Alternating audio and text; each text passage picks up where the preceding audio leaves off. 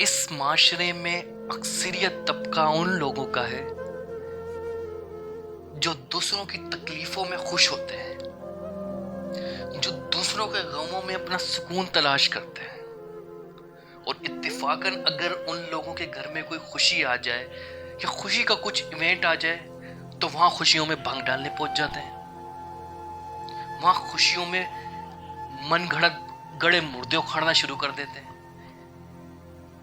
تو ایسا عمل کر کے یہ لوگ سمجھتے ہیں کہ ہم دوسروں پہ امپریشن ڈال رہے ہوتے ہیں، بقول اس کی یہ سمجھنا چاہیے کہ وہ دوسرے کے دل میں اپنی عزت دو کوڑی سے بھی بدتر کر لیتے ہیں۔ ایسے لوگوں سے نہ کوئی ملنا پسند کرتا ہے، نہ کوئی ان کے گھر جانا پسند کرتا ہے، نہ کوئی ان کے گھر کھانا پسند کرتا ہے۔ یہ صرف منٹوں کی خوشی کے لیے، چند دنوں کی خوشی اور سکون کے لیے عمر بھر کے دکھ اپنے سر ڈال رہتے ہیں، کیونکہ ان لوگوں کے دلوں میں بغض ہوتا ہے دوسرے کے لیے، اور بغض والے دل اللہ کو نہیں پسند،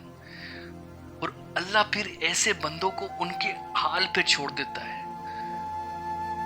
اور پھر وہ دنیا کے غموں میں اتنا بری طرح جکڑ جاتے ہیں کہ اس سے باہر نکلنا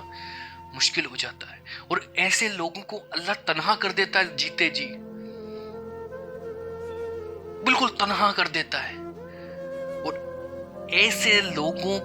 کے مرنے کے بعد ان کی اولاد تک ان کی قبروں پہ نہیں جاتی، کیونکہ ان کے دل اللہ کی نورانیت سے محروم ہوتے ہیں۔ ان کے دلوں میں بس یہی کشمکش چلتی ہے کہ دوسرا کھا کیسے رہا ہے، دوسرے کے گھر میں خوشی کیسے آ رہی ہے، اور اگر خوشی آ رہی ہے تو اس خوشی کو خراب کیسے کیا جائے۔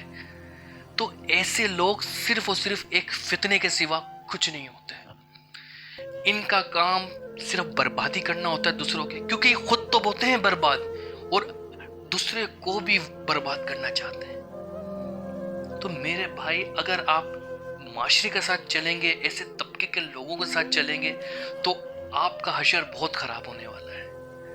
تو ہمیں اس بات کو سیکھنا اور سمجھنا پڑے گا کہ ہمیں اس معاشرے کے ساتھ چلنا ہے یا خدا کی صفتوں کے ساتھ چلنا ہے۔ دیکھیں، اللہ نے انسان کو اپنی صفتوں سے بنایا ہے۔ جب انسان ان صفتوں سے منہ موڑ لیتا ہے تو وہ پریشان ہو جاتا ہے۔ جب وہ لوگوں کی خوشیوں میں خوش ہونا چھوڑ دیتا ہے، پریشان ہو جاتا ہے۔ دیکھیں، اچھے انسان کی سب سے بڑی نشانی یہ ہے کہ لوگ اس سے ملنا پسند کرتے ہیں، لوگ اس کو بلانا پسند کرتے ہیں، اور مین چیز، لوگ اس کی دل سے عزت کرتے ہیں۔ اور ایسے انسان مر بھی جاتے ہیں تو ان کی قبر پہ جا کے دعائیں مغفرت بھی کرتے ہیں لوگ جا کے۔ اور جن کے دلوں میں بغض ہوتا ہے، جو دوسروں کی خوشیوں سے پریشان ہو جاتے ہیں، غم زدہ ہو جاتے ہیں، تو ایسے لوگوں کو تو انسان جیتے جی چھوڑ دیتے ہیں۔ تو مرنے کے بعد ان کی قبروں پہ کون دعائیں مغفرت کرنے جائے گا؟ لیکن یہ لوگ نہیں سمجھتے اس بات کو، بس اپنا سکون اور اپنی خوشیاں دوسروں کی تکلیفوں میں تلاش کر رہے ہوتے ہیں، اور بالآخر